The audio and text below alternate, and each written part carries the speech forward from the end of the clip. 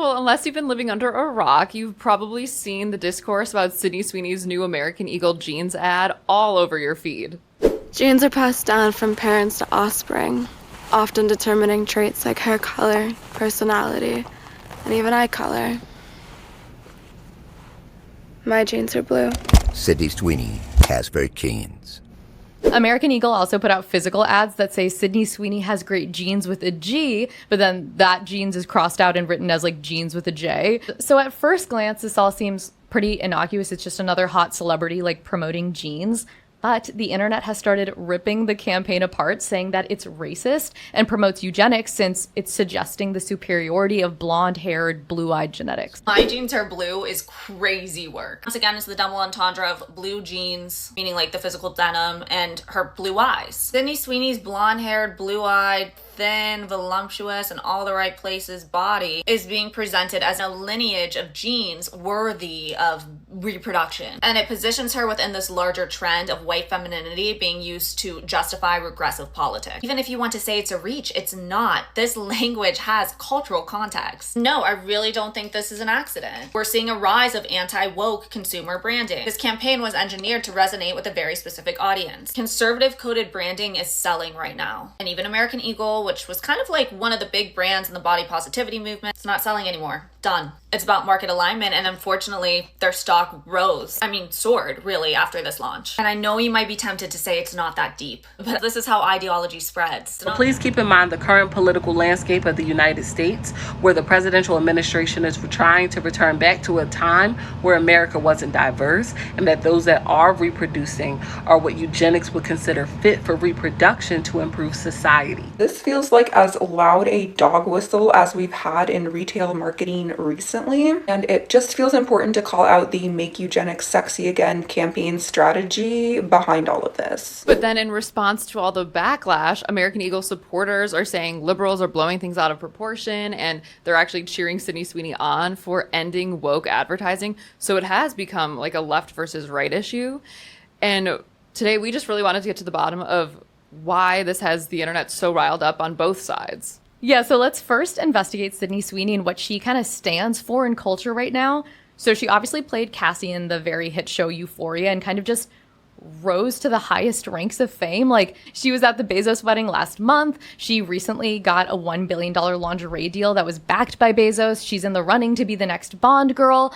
And of course, she is known for being a sex symbol more than anything. And even though it's clear she's stayed away from politics, this isn't the first time that she's been in political controversy. Yeah, a few years ago, she posted photos from her mom's 60th birthday where she's standing next to a relative who is wearing a Blue Lives Matter shirt. It's like the thin blue line pro-police shirt. And then other family members at that party were wearing red hats that look exactly like MAGA hats that say "Make 60 Great Again." So she clapped back at all the haters saying, "You guys, this is wild. An innocent celebration for my mom's milestone 60th birthday has turned into an absurd political statement which was not the intention. Please stop making assumptions. Much love to everyone and happy birthday, Mom." I'm from a town called Spokane, right on the border of Washington and Idaho. I feel a bond to both states. Like when people ask, "Where are you from?" I say Washington. But when people ask, "Did you go to a Trump-themed party for your mom?" I say Idaho. And then fans were super pissed, saying, "Assumptions, don't gaslight your fans. Many are likely young progressive people based on the content of the show that gave you fame. Your family is obviously far right."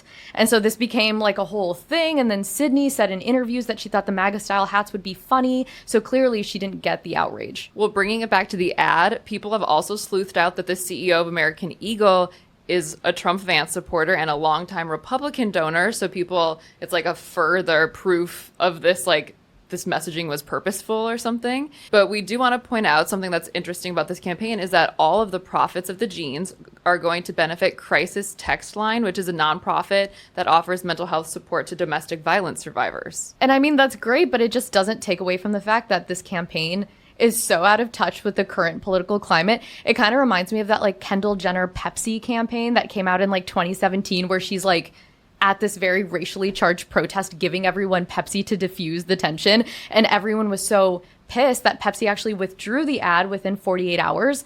But right now, with all of this, we're not seeing American Eagle put out any statements or obviously withdraw the ad. So that says a lot about, I don't know, who this target audience for this ad is, because it doesn't seem like they regret it. Sydney has kind of a history of choosing controversial products and projects.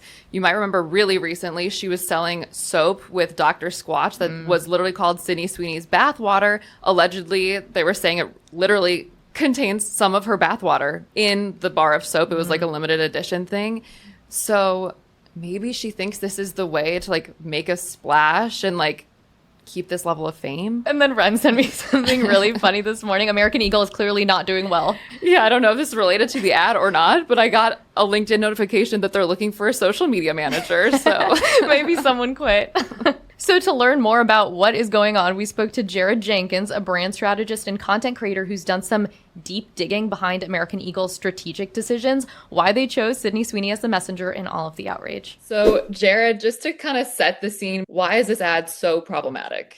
So I think it's most problematic because it kind of sets up the idea that there is such thing as good genes. In this context of this particular ad, they're saying blonde hair, blue eye. That's the aesthetic that they're trying to sell here. You'll never hear in an ad campaign good genes as being, a darker skin or having, brown eyes or whatever else. The point of advertisements are obviously to reach a target demographic. And it was interesting to us because American Eagle is usually targeted towards like younger adults, even teens. Who do you think this ad is really targeted to? So I think very solidly that this ad is targeting the same demographic that Dr. Squatch was targeting with the soap. So I think it's the exact same market. The constantly online internet male, younger in demographic. I saw one comment on my channel that said, Sydney Sweeney is basically at this point like an OnlyFans model who's not on OnlyFans, and like I kind of got what they were saying there. And how about the political climate? Is this part of like a big shift in brands trying to send more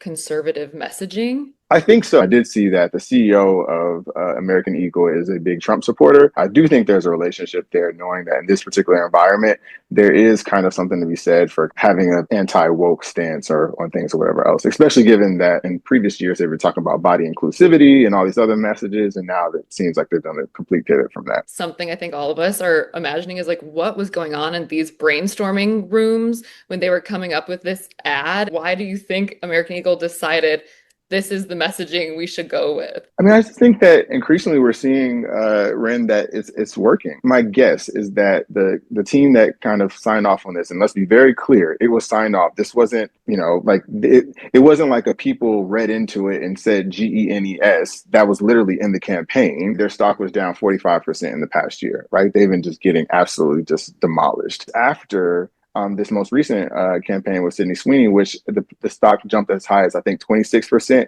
settling down around 20%. I think it was a calculated risk, and it happened exactly, I think, how they wanted it to. And so, people were commenting and celebrating on the CMO, Craig Brummer's LinkedIn was like, "Yo, dude, you did it! You just created $300 million overnight on one campaign." That is unheard of. You said that calling out American Eagle and like all of this controversy doesn't even matter at this point because they've already won. And you said that other companies will start doing the same. What do you mean by that? Like, is this a new trend in provocative ads that you think we'll start seeing? I think so. I mean, American Eagle has never positioned itself as a company that was really about diversity or whatever else. It's always been historically kind of like, generally a white suburban brand. As far as other brands go, my former company, I used to work at Meta, they did the anti-DEI thing and their stock just hit an all-time high. And there's no shortage of companies like that. So I don't think that there will be repercussions for what American Eagle did. You did also in your video mention how part of the advertising strategy targeting these like chronically online people is to make it feel like you really know Sydney Sweeney, which is why there's this 20-story 3D billboard in Times Square. There's like the ad on the Vegas Sphere. You said like American Eagle is dedicating a broadcast channel, so it feels like you're talking to Sydney Sweeney. Do you think it's smart to have an advertising strategy?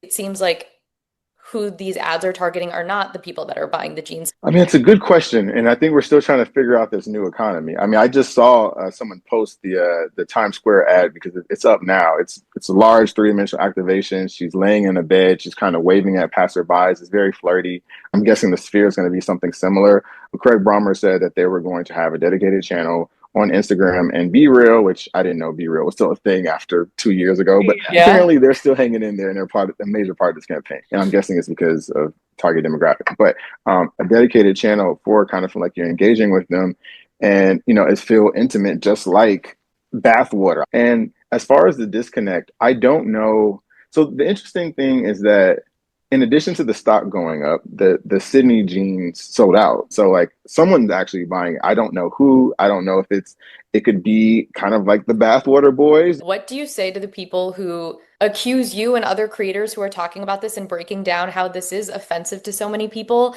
by saying that the analysis of this ad is kind of being blown out of proportion? It's just ad wordplay. It's a joke. The argument that they're trying to make is that it wasn't intentional. But like, I think that even if it wasn't intentional, it's hard to argue that it wasn't reckless. We didn't intend to hurt anybody with this campaign or whatever else, but we're going to put this thing out there, putting, people with blonde hair, blue eyed on this pedestal in this way. We are going to, clearly talk about, jeans and, and we're going to clearly talk about these things in a manner that's like a wink and a nod to certain communities. I don't know if you've seen the videos about people posting, like showing the actual decision makers in the room, the CEO, the CMO, whatever else. Basically, a group of 10 white people made this decision, no people of color. It is effectively reckless to not seek, even if you don't have anyone in your leadership, to seek some kind of outside advice for this type of campaign. That's just common business practice. And I'm guessing they did not do that because I don't think they cared about the outcome. They knew that it was going to be provocative.